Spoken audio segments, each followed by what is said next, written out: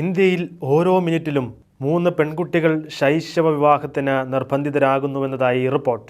India child protection research സംഘമാണ് ഈ ഞെട്ടിക്കുന്ന കണക്കുകൾ പുറത്തുവിട്ടിരിക്കുന്നത്.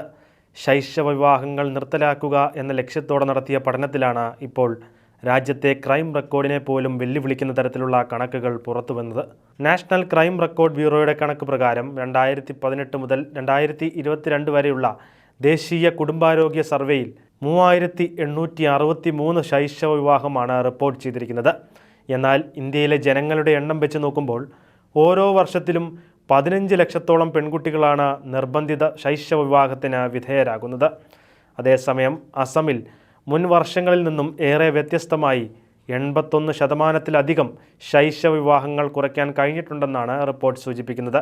എന്നാൽ ഇപ്പോഴും 99% ശൈശവ വിവാഹ കേസുകളും കോടതിയിൽ തീർപ്പാകാതെ കിടക്കുകയാണ്.